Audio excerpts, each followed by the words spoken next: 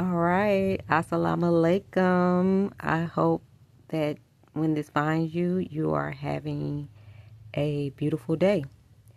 Um, so this is Surat al-Kahf, and it means the cave. It has 110 ayats or verses. In verses 9 through 26, of the Christian folk tale about the companions of the cave is retold to us. In a time when believers were tortured for their beliefs, a few young believers, upon the guidance of God, fled the city where they were being persecuted with their dog and took refuge in a cave where they fell asleep. When they awoke, they found that the people of the city had become believers. So I think I know the answer a little bit, but I question, how long were they in the cave?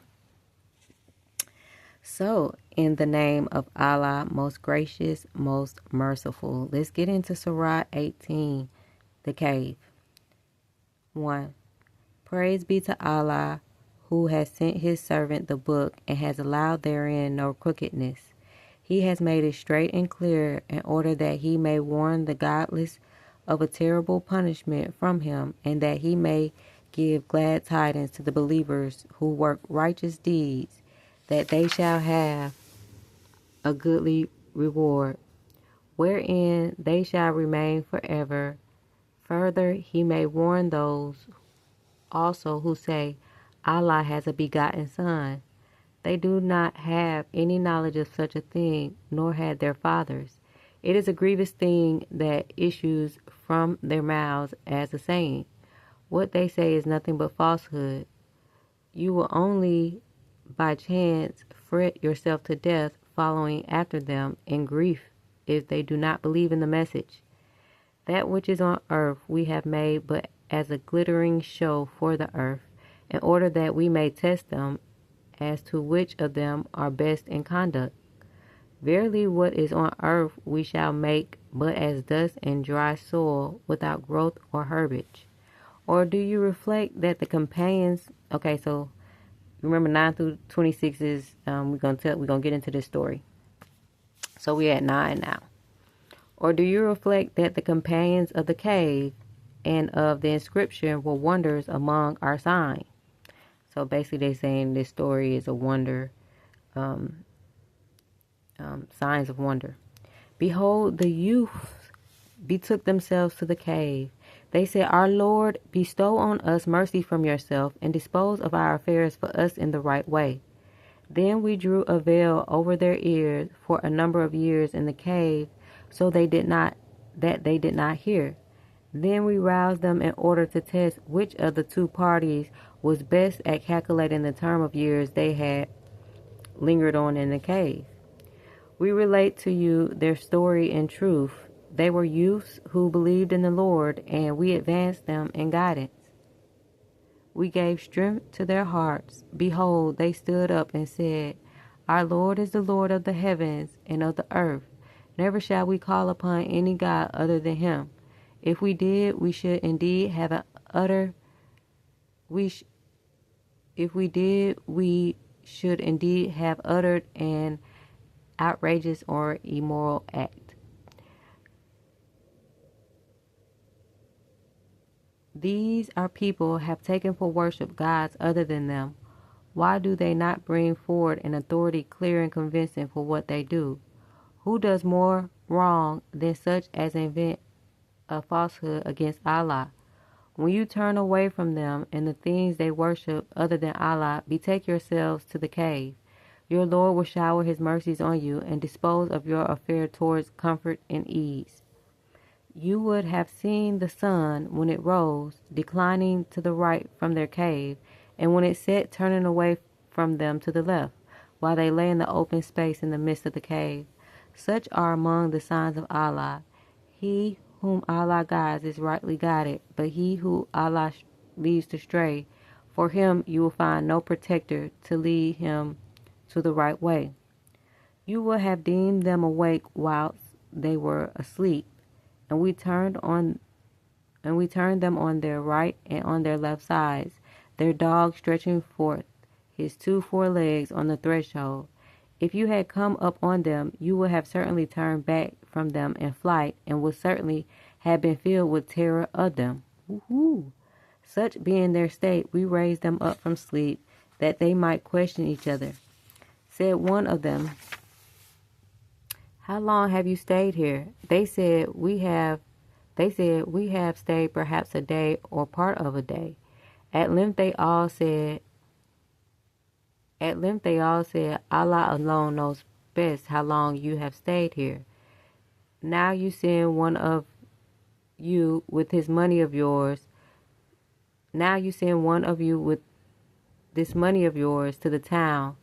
Let him find out which is the best food to be had, and bring some to you, that you may satisfy your hunger therewith. And let him behave with care and courtesy, and let him not inform anyone about you. For if they should come upon you, they would stone you or force you to return to their cults, and in that case you would never obtain prosperity." Thus we made their case known to the people, that they might know that the promise of Allah is true, and that there can be no doubt about the hour of judgment. Behold, they dispute among themselves as to their affair. Some said, "Construct a building over them. Their Lord knows best about them." Those who prevailed over their affair said, "Let us surely build a place of worship over them." Some say they were 3, the dog being the 4th among them. Others say they were 5, the dog being the 6th, doubtfully guessing at the unknown. Yet others say they were 7, the dog being the 8th. You say, "My Lord knows best their number. It is but few that know their real case." Do not enter therefore into controversies concerning them, except on a matter that is clear. Nor consult any of them about the affair of the sleepers, nor say of anything, "I shall be sure to do so and so tomorrow," without adding, "If Allah so wills," and call your Lord to mind when you forget, and say, "I hope that my Lord will guide me ever closer, even than this, to the right road." So they stayed in the cave 300 years, and some add 9 more. 26. Say, Allah knows best how long they stayed. With him is the knowledge of the secrets of the heavens and the earth.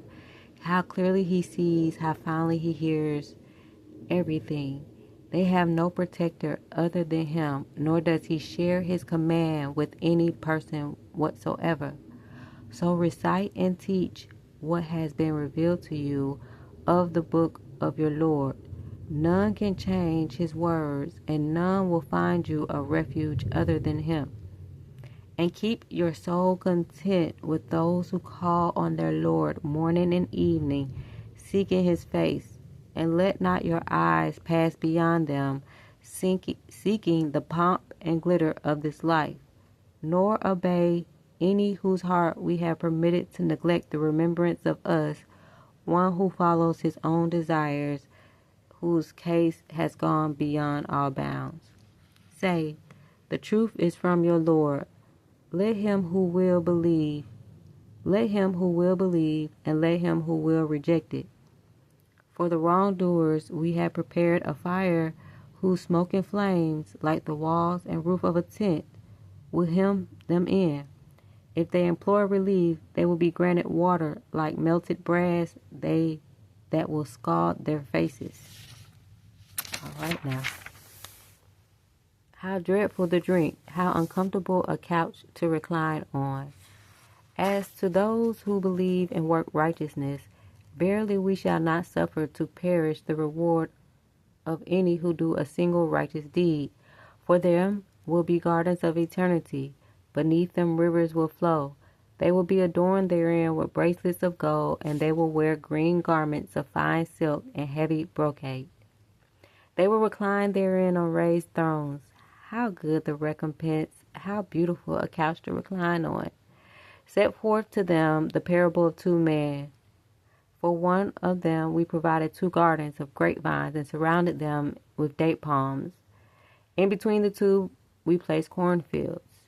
Each of those gardens brought forth its produce and did not fail in the least therein. In the midst of them we caused a river to flow. Abundant was the produce this man had. He said to his companion in the course of a mutual agreement, I have more wealth than you, and more honor and power in my following of men. He went into his garden in a state of mind unjust to his soul. He said, I deem not that this will ever perish, nor do I deem that the hour of judgment will ever come. Even if I am brought back to my Lord, I shall surely find there something better in exchange. His companion said to him in the course of the argument with him, do you deny him who created you out of dust, then out of a sperm drop, then fashioned you into a man? But I think for my part that he is Allah my Lord, and none shall I associate with my Lord. Why did you not, as you went into your garden, say, Allah's will be done? There is no power but with Allah. If you see me less than you in wealth and sons, it may be that my Lord will give me something better than your garden, and that he will send on your garden thunderbolts by way of reckoning from heaven, making it but slippery sand. 41. Or the water of the garden will run off underground so that you will never be able to find it. So his fruits and enjoyment were encompassed with ruin, and he remained twisting and turning his head over what he had spent on his property, which had now tumbled to pieces to its very foundations. And he could only say, woe is me! Would I have never ascribed partners to my Lord and cherisher? Nor had he numbers to help him against Allah, nor was he able to deliver himself. There, the only protection comes from Allah, the True One. He is the best to reward and the best to give success. Set forth to them the similitude of the life of this world. It is like the rain which we send down from the skies. The earth's vegetation absorbs it, but soon it becomes dry stubble, which the wind do scatter. It is only Allah who prevails over all things. Wealth and sons are allurements of the life of this world, but the things that endure, good deeds, are best in the sight of your Lord as rewards, and best as the foundations for hopes. One day we shall remove the mountains, and you will see the earth as a level stretch, and we shall gather them all together, nor shall we leave out any one of them. And they will be marshaled before your Lord in ranks with the announcement, now you have come to us. Bear as we created you first. Yes, you thought we shall not fulfill the appointment made to you. Bear as we created you first. Yes, you thought we shall not fulfill the appointment made to you to meet us. And the book of deeds will be placed before you, and you will see the sinful in great terror because of what is recorded wherein. They will say, ha! Woe to us! What a book is this! It leaves out nothing small or great, but takes account thereof. They will find all that they did placed before them, and not one will your Lord treat with injustice. Behold, we said to the angels, bow down to Adam. They bowed down except Iblis. He was one of the jinns, and he broke the command of his Lord. Will you then take him and his progeny as protectors rather than me? And they are enemies to you. Evil will be the exchange for the wrongdoers. 51. I call them not to witness the creation of the heavens and the earth, nor even their own creation.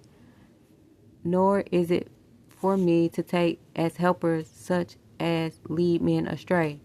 One day he will say, call on those whom you thought to be my partner, and they will call on them, but they will not listen to them, and we shall make for them a place of common perdition. And the sinful shall see the fire and apprehend that they have to fall therein. No means will they find to turn away therefrom. We have explained in detail in this Quran for the benefit of mankind every kind of similitude, but man is in most things contentious. And what is there to keep back men from believing, now that guidance has come to them, nor from praying for forgiveness from their Lord, but that they ask that the ways of the ancients be repeated with them, or the wrath be brought to them face to face. We only send the messengers to give glad tidings and give warnings, but the unbelievers dispute with vain argument, and order therewith to weaken the truth, and they treat my signs as a jest, as also the fact that they are warned. And who does more wrong than one who is reminded of the signs of his Lord, but turns away from them, forgetting the deeds which his hands have set forth? Verily, we have set veils over their hearts, lest they should understand this, and over their ears deafness. If you call them to guidance, even then they will never accept guidance. But your Lord is most forgiving, full of mercy. If he were to call them at once to account for what they have earned, then surely he would have hastened their punishment. But they have their appointed time, beyond which they will find no refuge. Such were the populations we destroyed when they committed iniquities, but we fixed an appointed time for their destruction. Behold, Moses said to his attendant, I will not give up until I reach the junction of the two seas, or until I spend years and years in travel. But when they reached the junction, they forgot about their fish, which took its course under the sea, straight as in a tunnel. When they had passed on some distance, Moses said to his attendant, bring us our early meal. Truly we have suffered much fatigue at this stage of our journey. He replied, did you see what happened when we betook ourselves to the rock? I indeed forgot about the fish. None but Satan made me forget to tell you about it. It took its course through the sea in a marvelous way. Moses said, that was what we were seeking after. So they went back on their footsteps, following the path they had come. So they found one of our servants, on whom we had bestowed mercy from ourselves, and whom we had taught knowledge from our own presence. Moses said to him, may I follow you on the footing that you teach me something of the higher truth which you have been taught? Ooh, inshallah, just guidance. I think it's beautiful when one can ask for guidance in the higher truth. I like how that's worded, the higher truth. So we're at 67. The other said, verily, you will not be able to have patience with me. And how can you have patience about things about which your understanding is not complete? Moses said, you will find me, if Allah so will, truly patient, nor shall I disobey you in any matter. The other said, if then, would you follow me? Ask me no questions about anything until I myself speak to you concerning it. So they both proceeded until they were in the boat. He scuttled it. Moses said, have you scuttled it in order to drown those in it? Truly a strange thing you have done.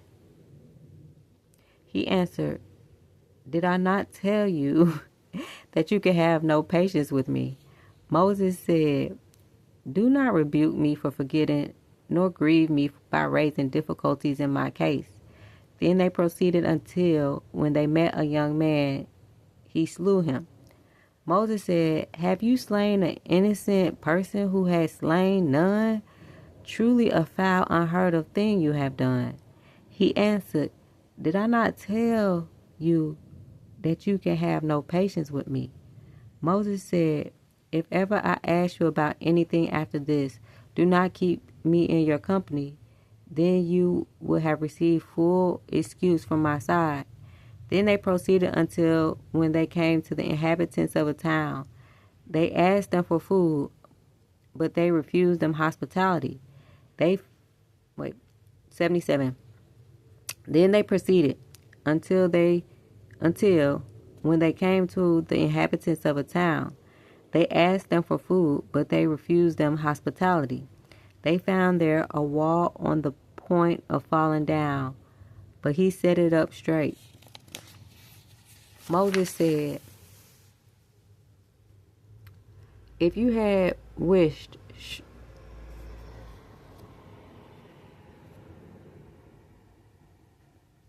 hold on, I have the window open right now. And it's a truck going by. Alright, let's get back into it. So we were at 77. Okay, so they found there a wall on the point of falling down, but he set it up straight.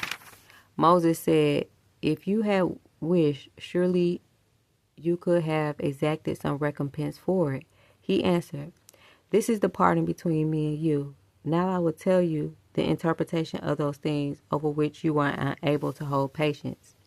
As for the boat, it belonged to certain men in dire want. They plied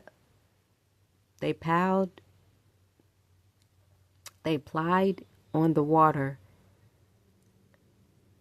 I but wished to render it unserviceable, for there was after them a certain king who seized on every boat by force. As for the youth, his parents were people of faith, and he feared that he would grieve them by obstinate rebellion and ingratitude to Allah. So we desired that their Lord would give them in exchange a son better in purity of conduct and closer in affection. As for the wall, it belongs to two youths, orphans in the town. There was beneath it a buried treasure to which they were entitled. Their father had been a righteous man, so your Lord desired that they should attain their age. Of